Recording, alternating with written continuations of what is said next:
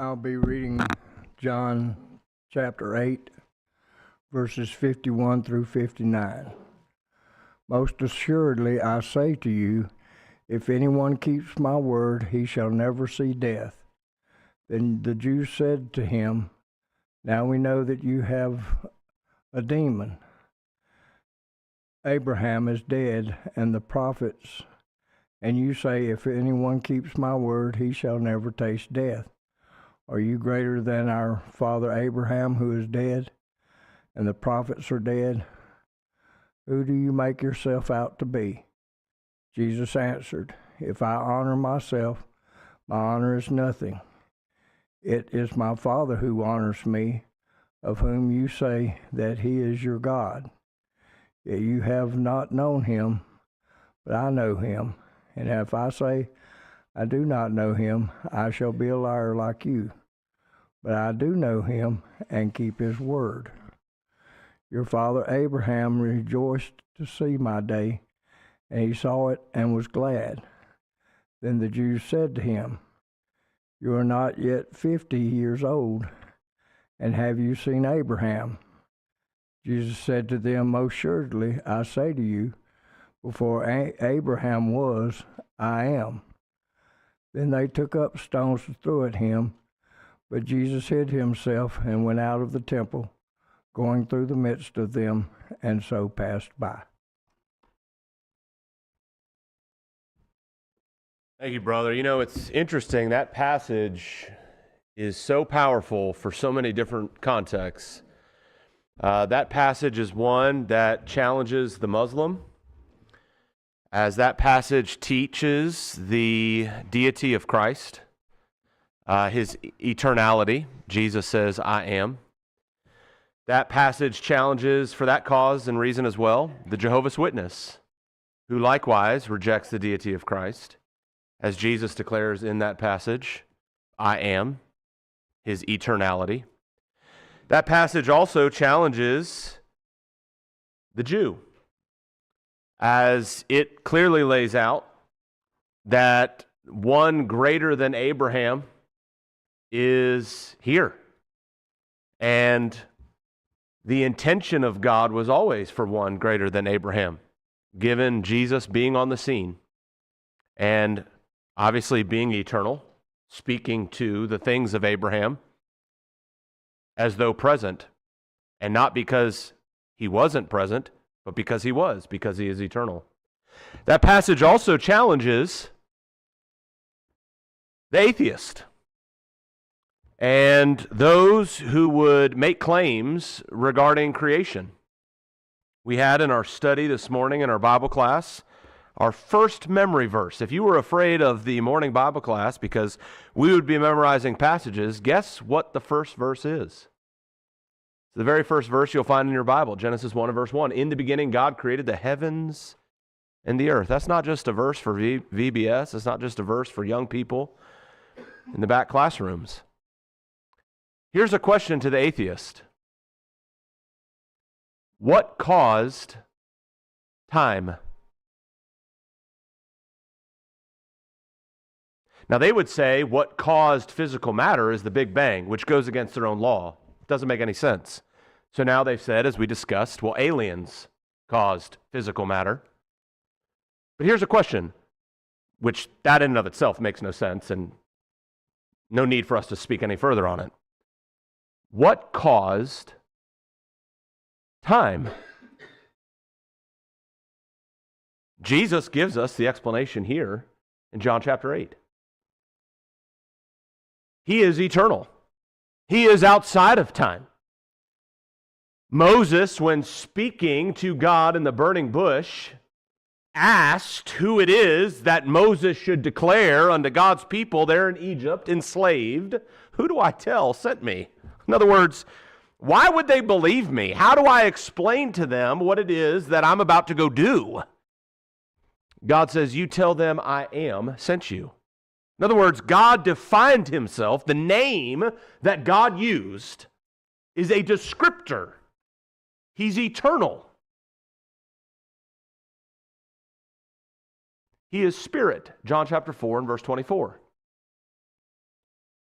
And so we're studying God's people, we're meeting God's people, and we're in the midst now looking at Abraham. And it's interesting because this passage lays out for us an understanding regarding Abraham, but what it really does for us is it contextualizes the great father of faith, Abraham, in view of God's eternal purpose, which is Jesus Christ, the Lamb slain before the foundation of the world, Revelation chapter 13 and verse 8, the eternal purpose of God, the church of Jesus Christ, Ephesians chapter 3, 10 through 12.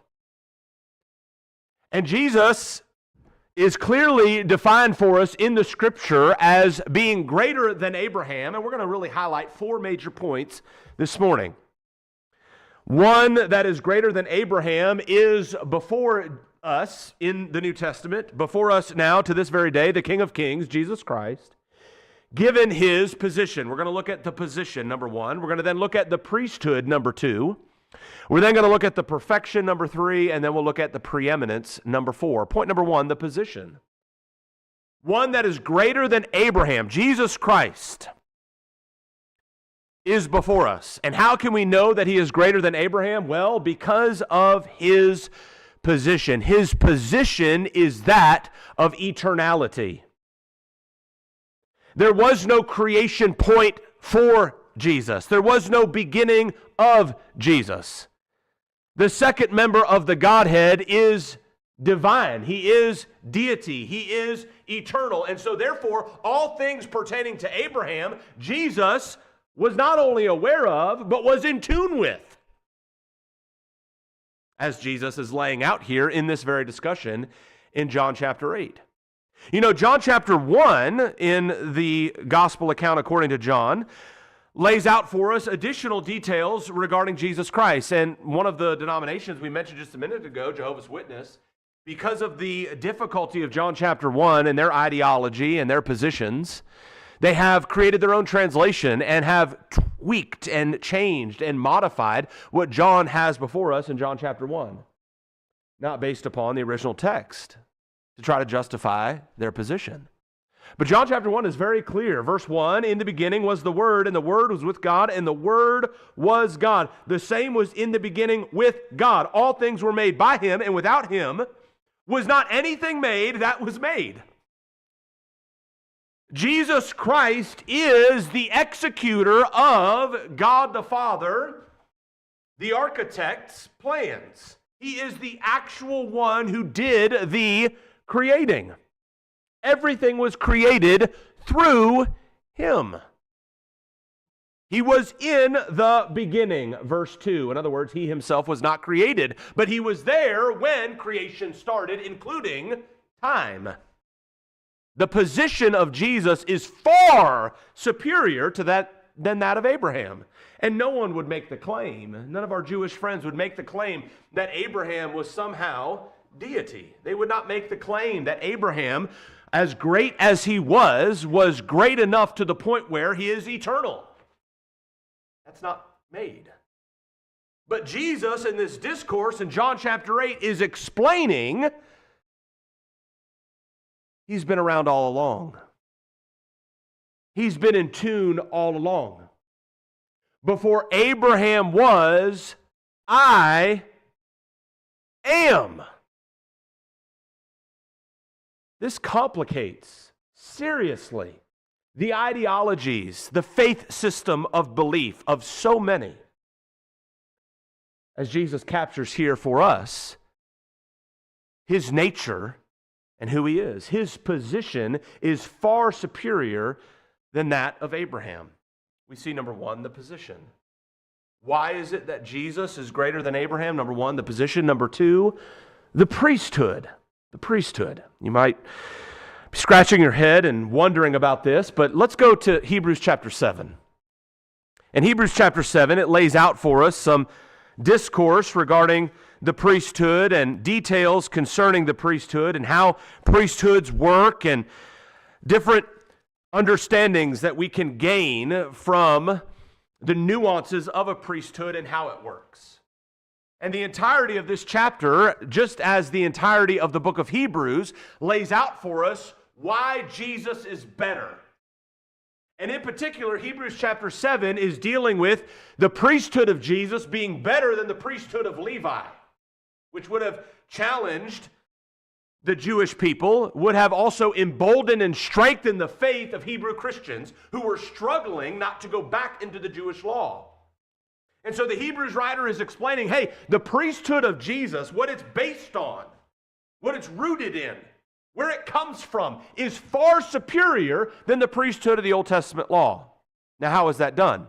Look with me in Hebrews chapter 7, verse 1 beginning. For this Melchizedek, king of Salem, priest of the Most High God, who met Abraham, returning from the slaughter of the kings, and blessed him, to whom also Abraham gave a tenth part of all, first being translated King of Righteousness, and then also King of Salem, meaning King of Peace.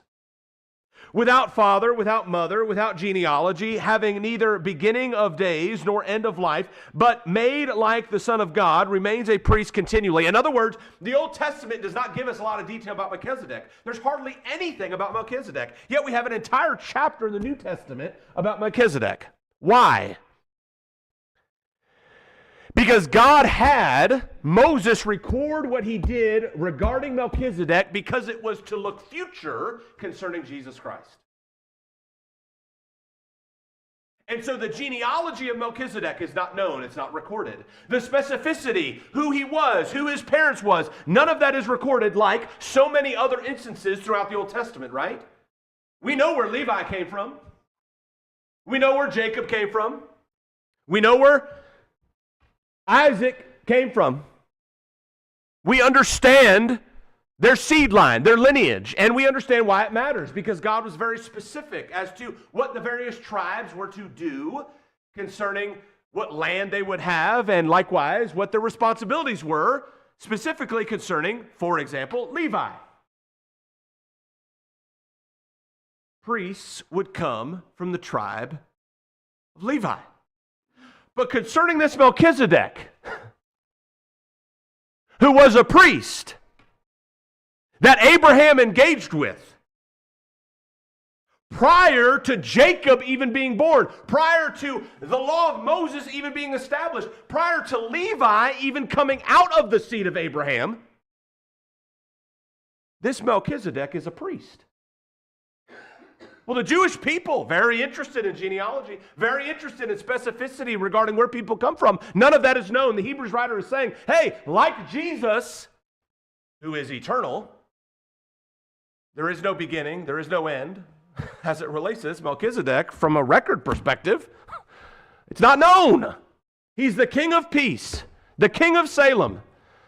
Abraham came to him, offered tithes to him. Abraham was blessed by this Melchizedek. Notice the end of verse 1. Now consider verse 4. How great this man was, to whom even the patriarch Abraham gave a tenth of the spoils. And indeed, those who are of the sons of Levi, who receive the priesthood, have a commandment to receive tithes from the people according to the law, that is, from their brethren, though they have come from the loins of Abraham. In other words, under the old law, under the law of Moses, the priesthood of Levi received tithes from God's people, and Levi came from Abraham. Verse 6, but he whose genealogy is not derived from them received tithes from Abraham, and blessed him who had the promises. Wait a second. Abraham was blessed by this Melchizedek?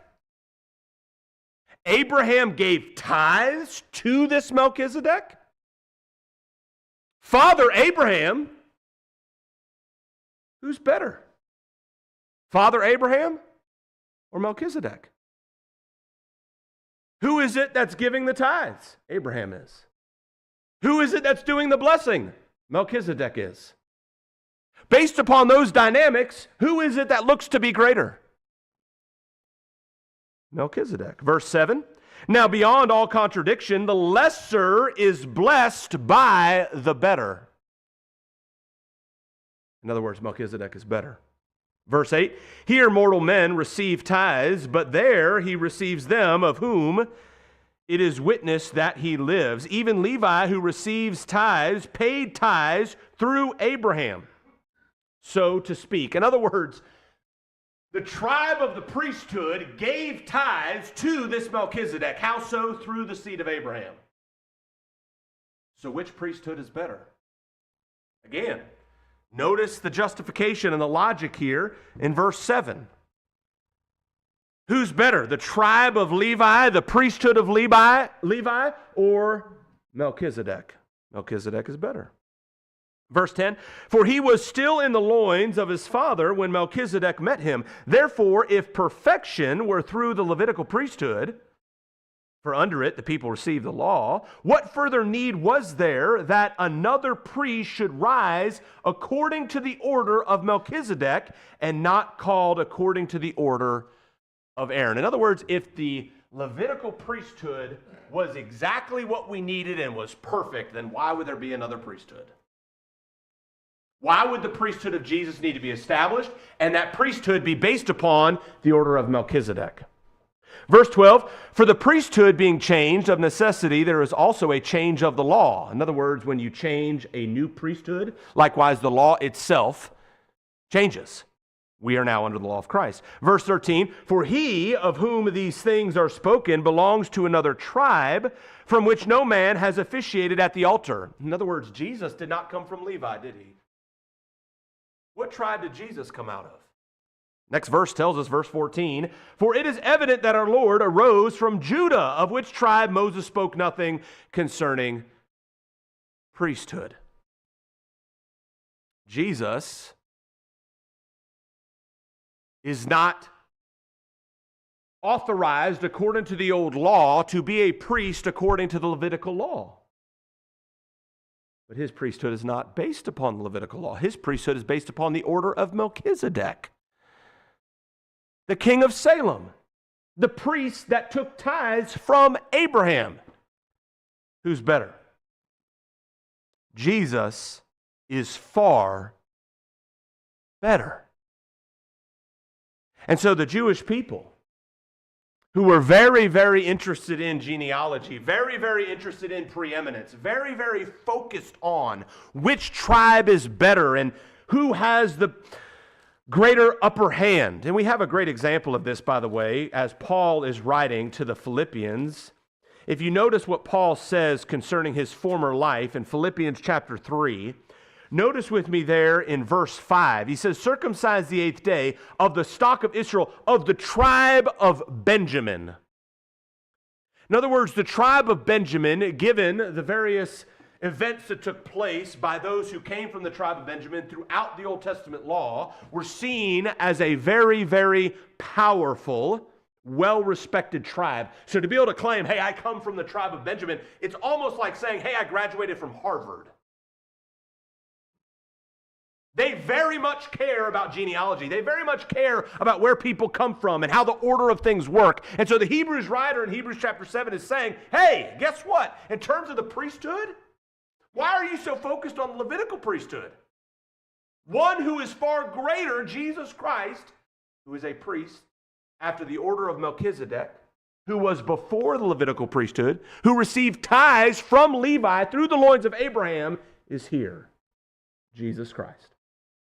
By the way, it's interesting. Paul will go on to say there in Philippians 3, specifically there in verse 8, that all those things that used to matter to him, such as bragging about where he came from, he counts it all but dung now. Why? Because he wants to be a Christian. It's not relevant to him anymore.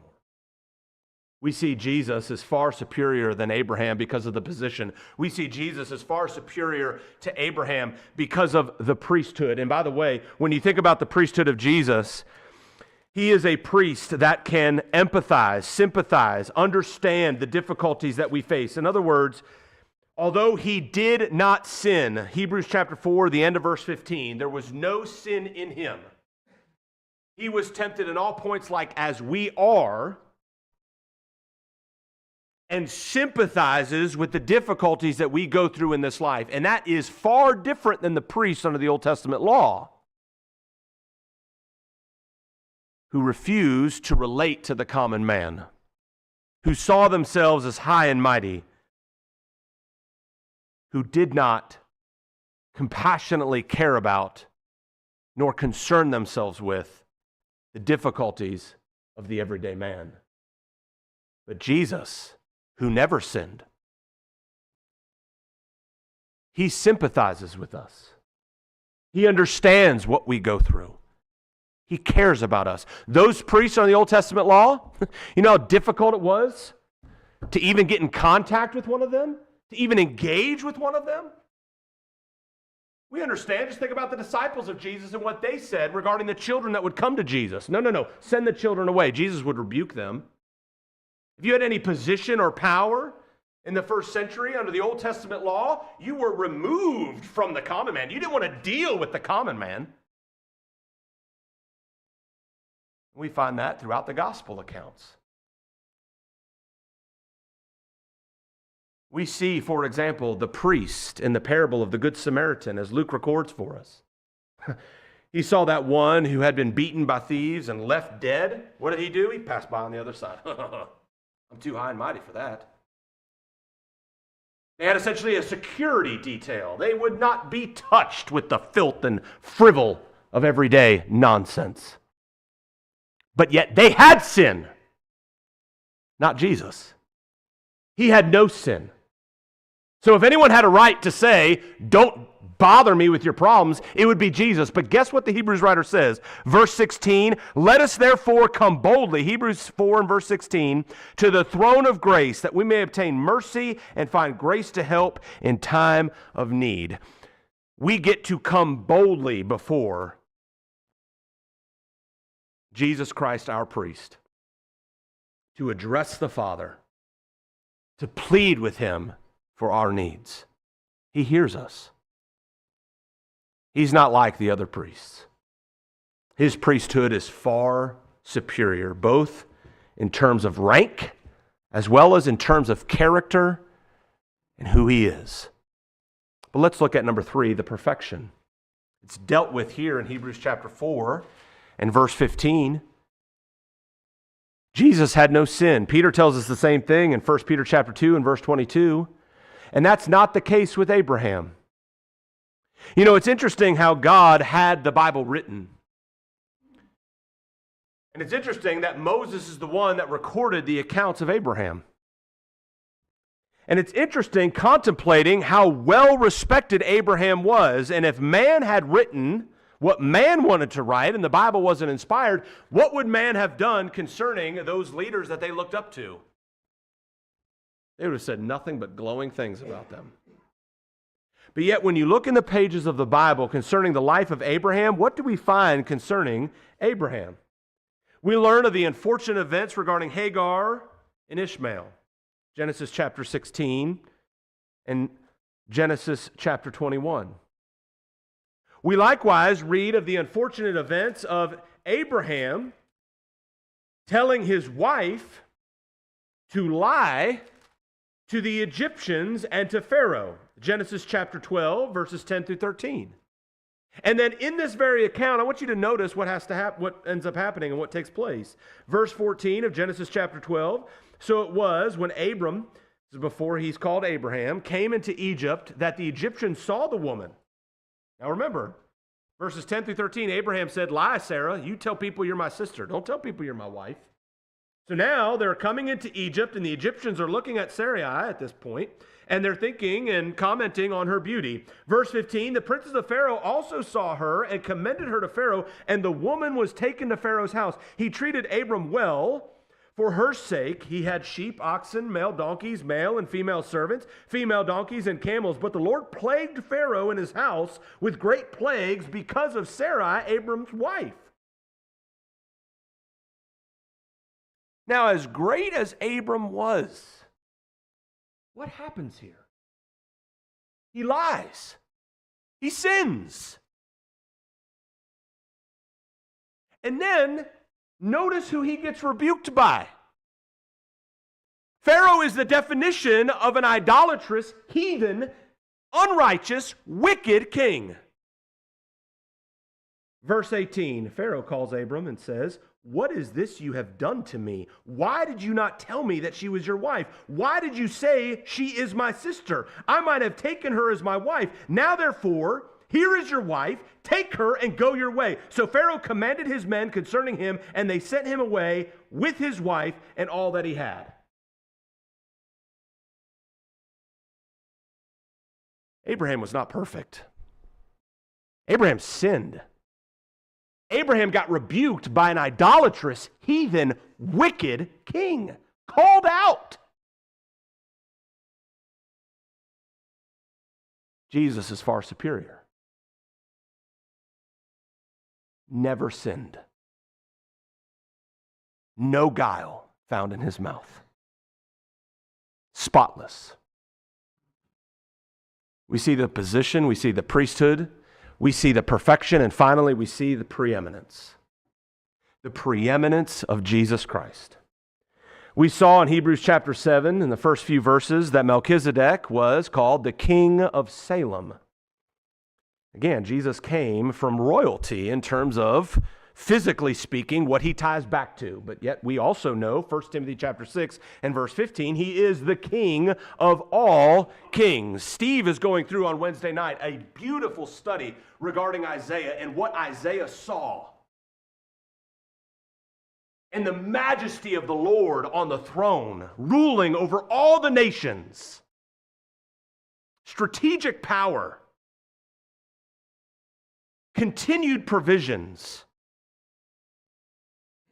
provided to mankind. Who is behind all of that? The Christ, the King of all kings.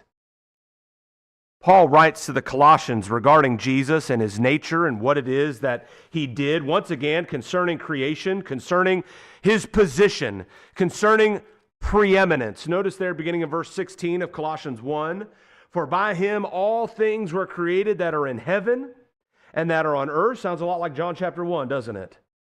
Visible and invisible, whether thrones or dominions or whether or principalities or powers, all things were created through him and for him, and he is before all things, and in him all things consist. He is the origin story of everything that is good. The King of kings. Why follow Abraham? Why follow the law of Moses as our authority? Why reject the deity of Christ when he is the greatest of all? There is none greater than he. Maybe you're here this morning and you've not yet made Jesus your king. You've not yet become a child of the King. Won't you make the decision to be baptized into Christ, at which point you then become a child of God? Galatians chapter 3, 26 to 27 tells us, "For as many of us as have been baptized into Christ have put on Christ." Have you done that yet this morning, becoming a child of God? Verse 26 of Galatians 3. We see that exemplified in Acts chapter 8, 34 through 39, by the Ethiopian eunuch, who had Jesus preach to him as he was reading through, nonetheless, the book of Isaiah, and wanted it explained to him. And so Philip began and preached Jesus unto him. The Ethiopian eunuch then asked, "See, here is water. What doth hinder me to be baptized?" The Bible does not tell us that it was taught to the Ethiopian eunuch that baptism was connected to Christ. It just simply says, Christ was preached unto him, and then he wanted to know, can I be baptized? Here's water. So what does Jesus Christ being preached mean? It means baptism is included. Because that is God's plan of salvation. That is God's way in which how we can be saved. 1 Peter chapter 3 and verse 21. Have you done that yet This morning, do you acknowledge the sin in your life that you've transgressed God and His law? 1 John chapter 3 and verse 4, and you want to have that washed away. Won't you make the decision then to be baptized? Just as the Apostle Paul did before he became the Apostle Paul in Acts chapter 22 and verse 16. Have you done that yet this morning? If not, you have the opportunity to do so. Brother or sister, do you need to be restored? Do you need prayers of the congregation? Is there anything that we can do to assist you and help you as we all strive toward heaven together? If you have any spiritual need, won't you please come forward as all together we stand and sing. All to Jesus I surrender.